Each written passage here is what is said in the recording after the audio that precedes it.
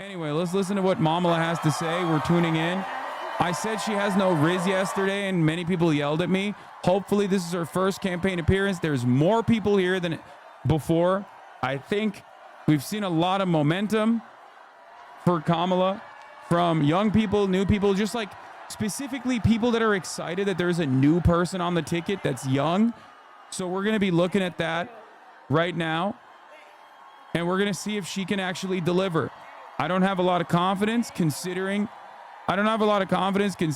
you know, I remember her 2019 campaign, but we'll see. You were being a little too hypercritical yesterday. No, I wasn't. Thank you, everyone. So, Wisconsin, I am told as of this morning that we have earned the support of enough delegates to secure the Democratic nomination.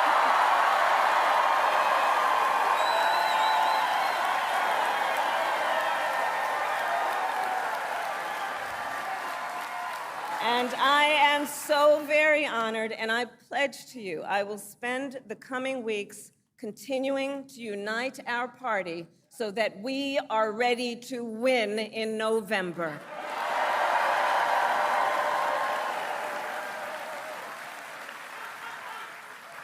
So, friends, we have 105 days until Election Day, and in that time, we've got some work to do. But we're not afraid of hard work. We like hard work, don't we? And we will win this election. Yes, we will. So as Leah told you, before I was elected vice president, before I was elected United States Senator, I was elected Attorney General of the state of California, and I was a courtroom prosecutor before then. And in those roles, I took on perpetrators of all kinds. Predators who abuse women. Yeah, she's gonna talk about like this fraudsters. This is a solid way to be like, listen, as a prosecutor, I was not locking up black moms for truancy, and I wasn't actually fucking doing all the cop shit that you hate. I was doing cop shit that's good. I know okay? Donald Trump's type. I'm telling you right now, if she fucking angled that for Netanyahu, which would never in a million years happen, but in a world where like she goes, listen, when I was a cop, I was actually a good cop and not a bad cop. And misleading claim says Harris jailed. I'm not even talking about the marijuana thing. I think it was like 49 people total that was actually jailed for marijuana possession. And regardless, it still doesn't matter. It's still fucking dog shit. And we don't even know if they were actually all black or not. But it doesn't matter. That's not my point. She's saying the same shit as yesterday. I know. She's angling.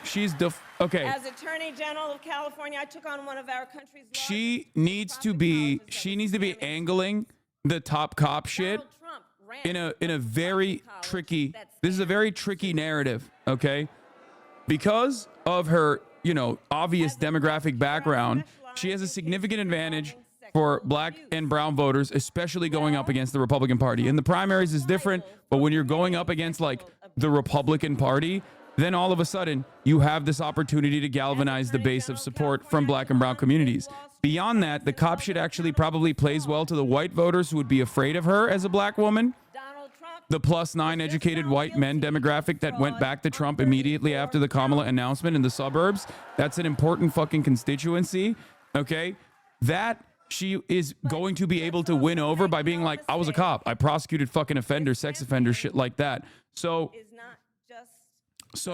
basically, that does a decent way to deflect the many different avenues of attack that are going to come against Kamala Harris, specifically as a top cop, okay? Because that's going to happen. Republicans are going to cynically talk about how she was a horrible prosecutor, she was a bad cop, all this shit, okay? And he is trading access in exchange for campaign contributions. A couple of months ago, y'all saw that a couple of months ago at Mar-a-Lago, he literally promised big oil companies, big oil lobbyists, he would do their bidding for $1 billion in campaign donations. On the other hand, we are running a people-powered campaign.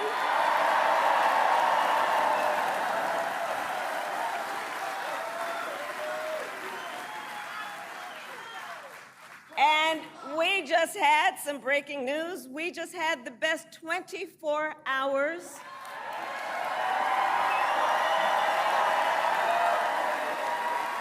of grassroots fundraising in presidential campaign history. All right?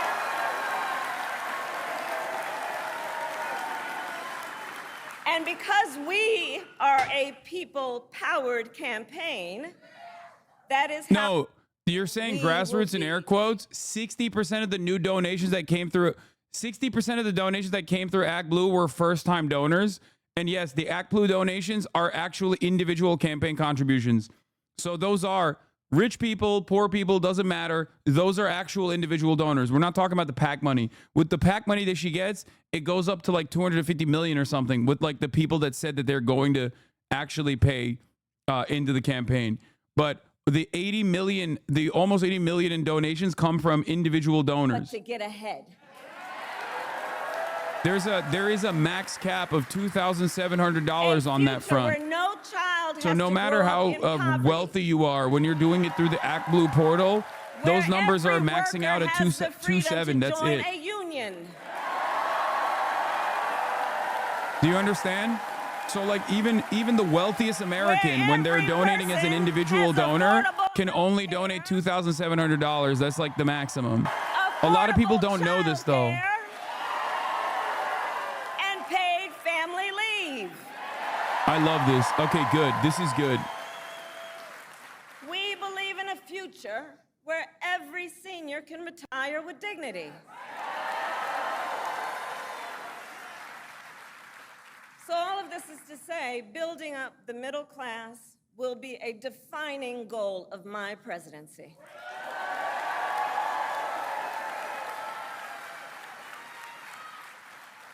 Because here's the thing we all hear. You think Kamala will actually get the minority When our vote? middle class Yes. is strong, America is strong. Yes, dude. Of course.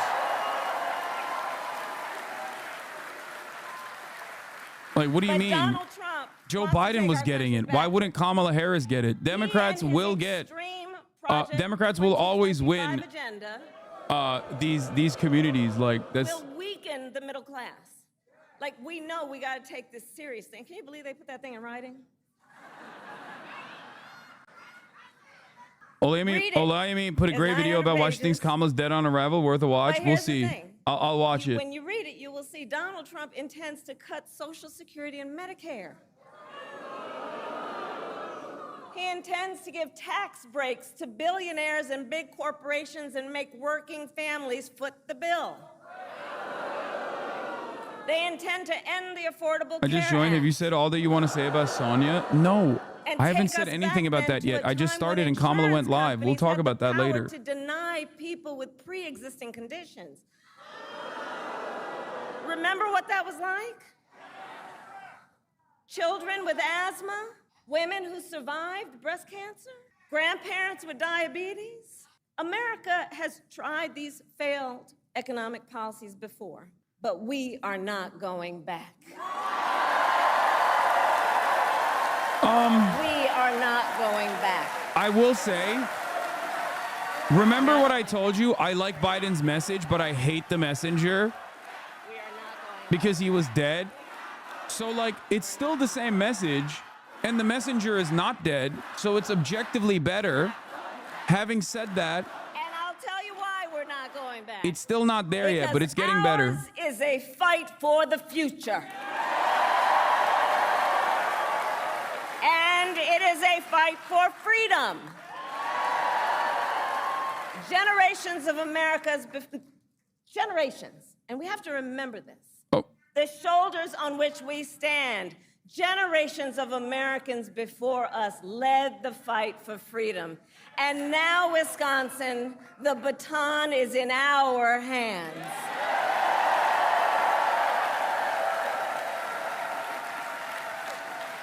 We who believe in the sacred freedom to vote, will make sure every American has the ability to cast their ballot and have it counted. We who believe that every person in our nation who should have the freedom to live safe from the terror of gun violence will finally pass red flag laws, universal background checks, and an assault weapons ban.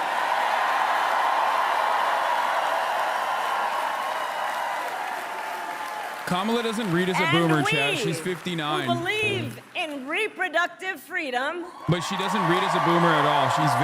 She's very like youthful. will stop Donald Trump's extreme abortion bans because we trust women to make decisions about their own body and not have their government tell them what to do.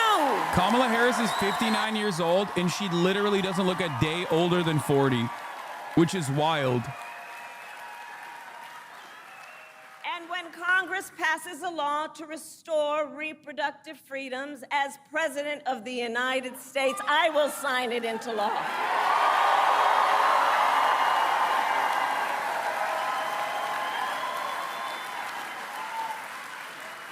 So, Wisconsin, ultimately in this election, we each face a question. What kind of country do we want to live in? A country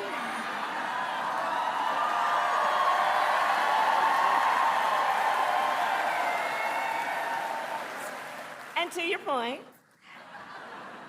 do we want to live in a country of freedom, compassion, and rule of law? Or a country of chaos, fear, and hate? And here's the beauty of this moment. We each have the power to answer that question.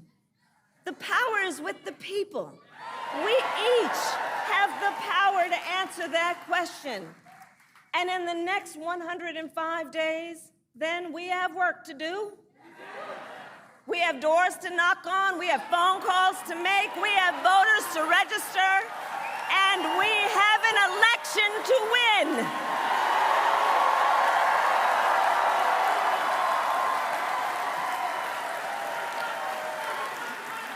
So, Wisconsin, today I ask you, are you ready to get to work? Do we believe in freedom? Do we believe in opportunity? Do we believe in the promise of America? And are we ready to fight for it? And when we fight, we win. God bless you. God bless the United States of America. Definitely a lot better than yesterday's speech. Definitely a lot better than yesterday's speech. You can see the energy reflected back in the crowd. Obviously, it's a little bit different than fucking a Wilmington office full of like sobbing campaign staffers that just found out that they most likely won't be able to secure their cushy position in the upcoming White House versus a crowd of people who are very excited to not have a corpse running. I will never forgive and I will never forget how much the fucking media tried to act like damn near every Democrat, almost every Democrat that's like under the age of 78 was not begging to replace the fucking ticket with anybody. Okay? Kamala Harris is far from the most charismatic, telegenic, and uniquely revolutionary Democratic Party candidate. And yet, the fact that Kamala Harris has brought out this much momentum for the Democratic Party is proof enough that like virtually everyone wanted this. Virtually everyone wanted this. And of course, it happened in an undemocratic fashion. Ironically enough, it was the Democratic Party for the first time in my lifetime actually operating like a party. And I fucking told you this. I told you that the Democrats were going to respond positively to any change whatsoever. Okay? Any change whatsoever. People were begging for it. And it only happened, and I can't believe I'm saying this, because of fucking Big Dog Pelosi. She fucking busted that shit out, dude. Big Dog Pelosi and the actual establishment Democrats were like, we can't do this. They saw the polls. They were like, no, this is ridiculous. This is ridiculous. This is ridiculous. This is ridiculous. What the fuck are we doing? And they actually did something very surprising. Okay? They actually acted like a party, not to rat fuck Bernie, as chatters are pointing to, which is, you know, correct. That is when they acted like a fucking party, like Labor in the UK, kind of. But this time, they acted like a party to actually abide by the wishes, like the stars aligned in a very unique way, where the voters' wishes and the donors' wishes and the Democratic establishment's wishes aligned. It was a very weird moment. I've never, in my lifetime at least, ever had this much agreement with fucking Nancy Pelosi and like the Democratic Party's like big ticket donors. Think about that, okay? And of course, the momentum from this change completely eviscerated the Republican RNC message, like I told you it would happen. It is, oh my God. It was like, it literally just, all the fucking cards fell in the exact same way that I told you it would happen, okay?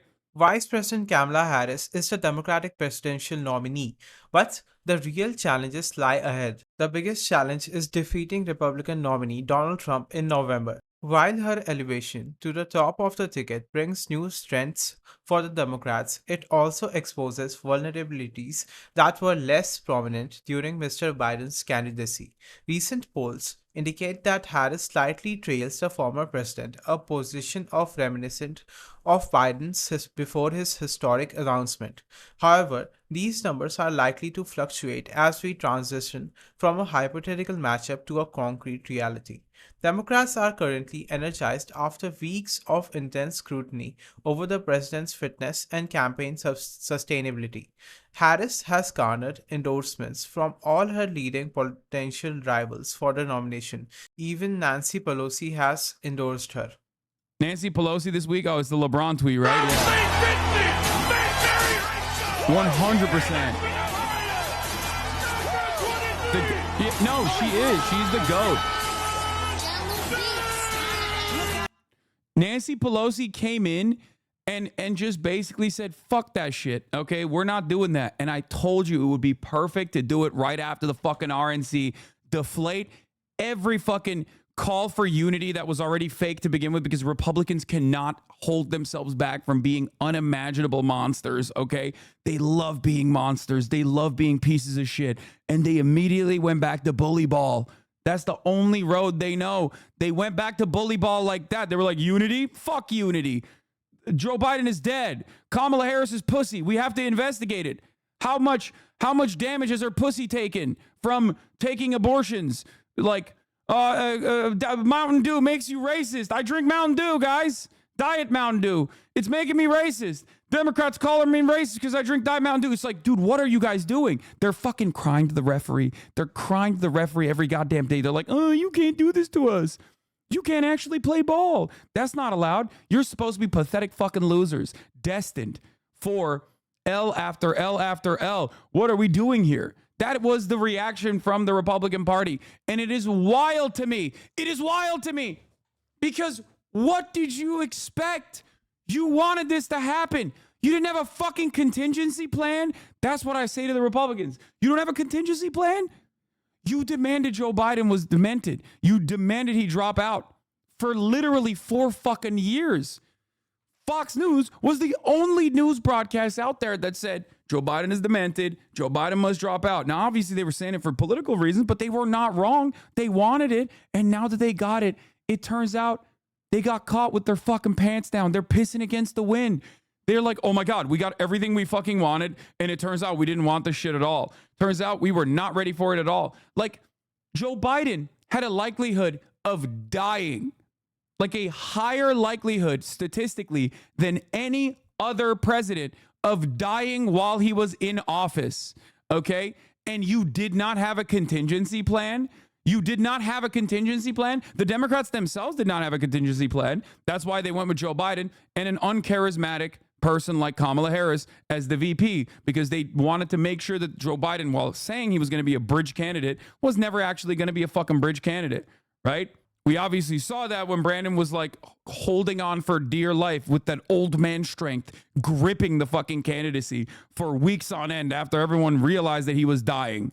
But it is shocking to me that the Republicans, who in my lifetime are actually like, who used to be the winners, okay, ruthless killers and winners across the board, in spite of their horrifying, unpopular, cruel policies, they used to love winning. They used to do everything they can to win.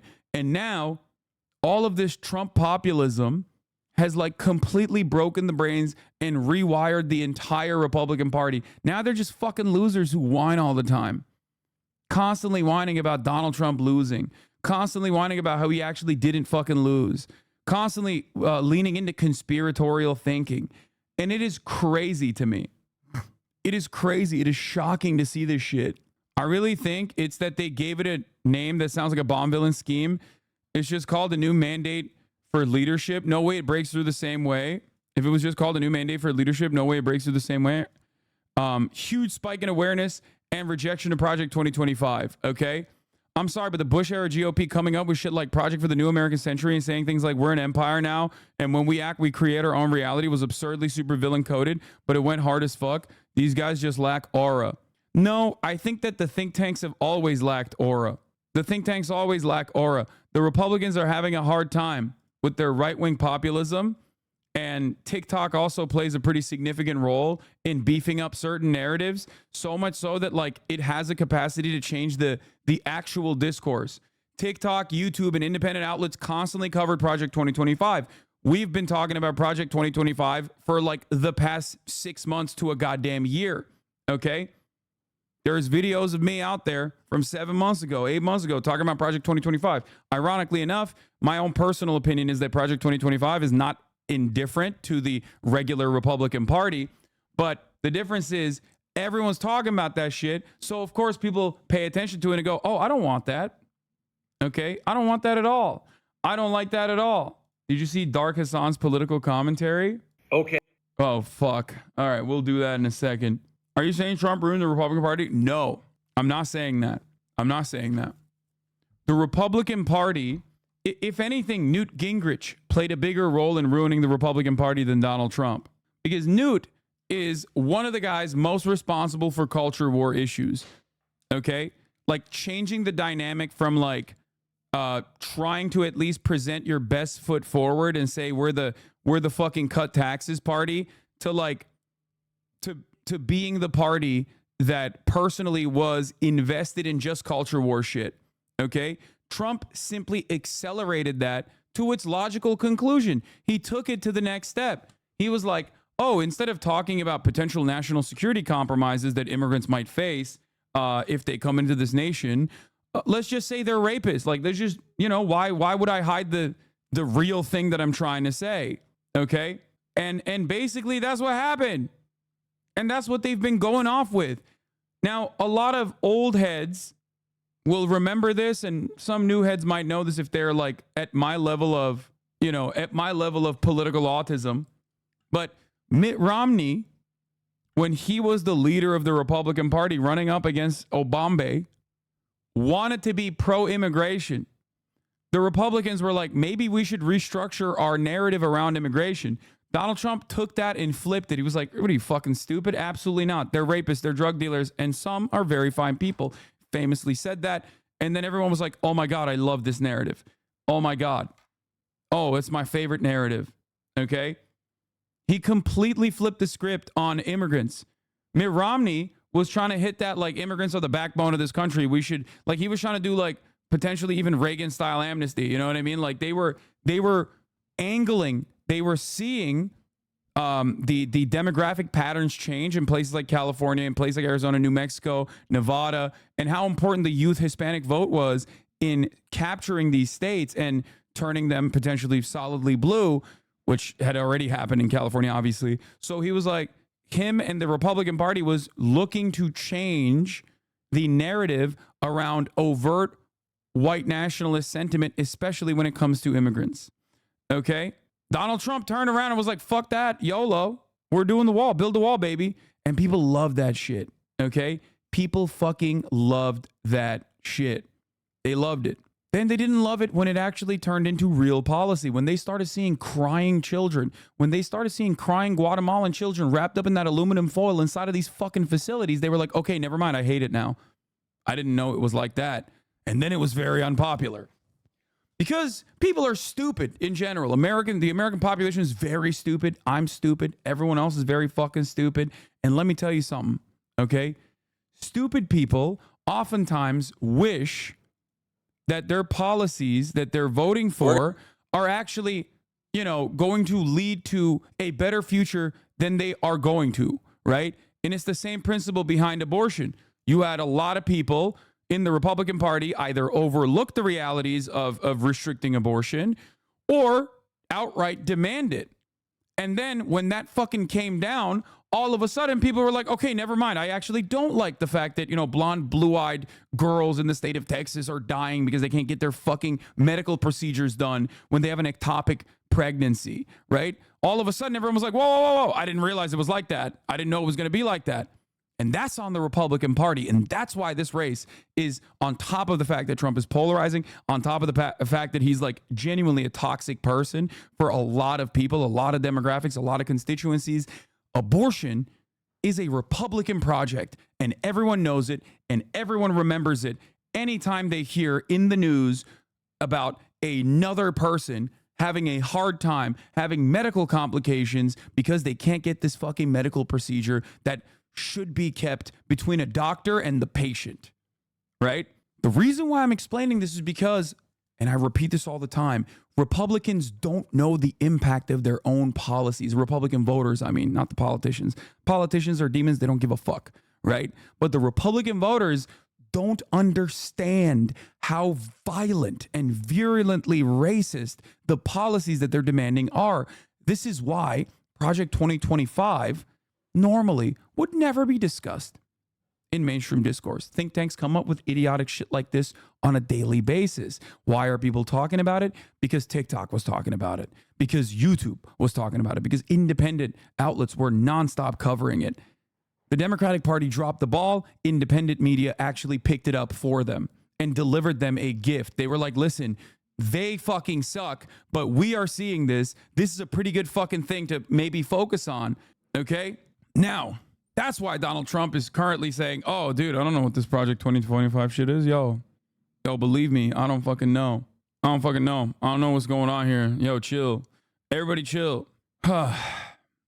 Argued that life at conception meant going after IVF back in 2013. Dude from my hometown said they are two completely different things. No, they're not. And those people are fucking stupid. And half of the Republican Party is going after IVF. So that's the other thing, right? So why did I explain all of this? The reason why the Republican Party is in a state of panic actually is worse than simply Donald Trump. Their problems don't start and end at Donald Trump. Donald Trump is an objectively weak candidate, possibly one of the best to run against, right? Especially because it's not 2016 anymore. Everybody knows what it looks like when he's president. Everybody knows what he did when he was president. Everybody's aware of all of his controversies, and they don't like him or they love him.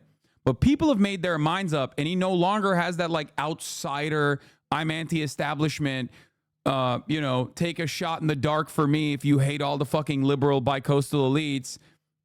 He doesn't have that massive advantage, right? He doesn't have that no more. So now it's just the cult, and the cult could grow, but it doesn't seem likely because, like I said, people have made their fucking minds up over already. Like, he's already been president. People know what it felt like, right? So beyond that, though, the Republican Party still has the very same issues with populism and right-wing reactionary attitudes, because there is a base of voters, the evangelicals and the fucking MAGA cult in general, which is reductive to say in this circumstance, but like post-Trump, there will still be like almost a Chavista style momentum in the Republican Party of like people who are following in the spirit of Trumpian politics. Post MAGA, post Trump, the Republican Party is still going to have these issues where there are going to be people who are like, no, we got to be right populist. And then there are going to be people who are going to say, no, we have to, we have to fucking, Twitter is cooking your ass right now. What is this? If JD Vance simply said Mountain Dew, it would have been fine, relatable even. That's regular Joe blue collar soda. What kind of sick freaks drink Diet Mountain Dew? Alienated everyday voter base with one line. Okay, fucking chill. I know Trump is claiming not to know about Project 2025, but is it still a concern? Fuck yes it is. Fuck yes it is. Are you crazy? Of course it is. Bro, Project 2025 is just the Republican Party. People think you have ties with Kamala. That's crazy. The only ties I have with Kamala is that I am just as policing as the top of the hour. At the top of the hour, I'm basically a top cop myself when I serve a 3-minute ad break to people who don't have a subscription. If you don't have a $6 subscription, if you don't have a free one in the form of a Twitch Prime, basically you're like a black mother whose daughter or son is being truant. You're going to go to ad jail. Okay? Yeah. You are going to be locked away in a marketing hell where you are forced to watch 3 minutes of ads. Okay. Now you can avoid that destiny. You can avoid that fate by subscribing or by getting gifted a sub if you're lucky. Okay. If you're lucky, you can avoid that. Maybe someone will gift you a sub. Here's a 3-minute ad break now, though. It's coming for you. I still think making this an Israel election would be beneficial for the Democrats if they turn around, if Kamala is able to turn around and at least on the messaging front, spell out an entirely new direction. Okay? I will stand on that. If you want to win Michigan, I don't think that the Democrats have any singular shot of winning Michigan without changing course, even on the messaging front, without any fucking indication that they're going to change course on Israel. They will never win Michigan. They will never, ever win Michigan. Maybe after 4 years of like the Muslim ban and like Trump being genocidal or whatever, Michigan might turn blue again. But this election cycle, they will abso-fucking-lutely lose Michigan if the Democratic Party does not change its attitude on Israel. They don't care about Israel, man. Michigan does. You're wrong. There is a fuck ton of voters in the state of Michigan, especially in Dearborn. A lot of young voters, a lot of friends and family members of Arab constituents, Muslim constituents, Arab Christians, Arab Muslims. But in general, there is a shit ton of people in Dearborn that will not vote. Minnesota is another one that's actually very scary. Michigan is the one that cares the most. Minnesota is the one that cares the second most. I don't know why people don't understand it. Okay? Vice President Kamala Harris has raised $81 million in the first 24 hours after announcing her presidential bid, setting a new record as Democrats enthusiastically support her candidacy. Her campaign reported that 888,000 donors contributed on the first day, with 60% making their first contribution for the 2024 contest. Additionally, 43,000 donors committed to recurring donations. The Harris campaign did not specify how much of the $81 million came from small dollar online donations versus major donors. However, ActBlue, the digital donation platform for Democrats, processed over $90 million in the same 24-hour period, according to a New York Times analysis. Online donations surged to $11.5 million in a single hour on Sunday evening. The Democratic Party is quickly rallying behind Harris, and the funds will help replenish resources that were dwindling after President Biden's poor debate performance, which had caused major donors to hesitate. One significant source of funds was a Sunday evening call with a group called Win with Black Women, which the Harris campaign said raised $1.6 million. Overall, Sunday was the third largest single day in ActBlue's history. The highest was the day after Justice Ruth Bader Ginsburg's death in September 2020, when ActBlue processed approximately $73.5 million, followed by the day after the first debate between Biden and former President Trump, coinciding with a key fundraising deadline. If you found this video interesting, then make sure to hit the like button and subscribe to the channel for more videos like this, and thanks for watching.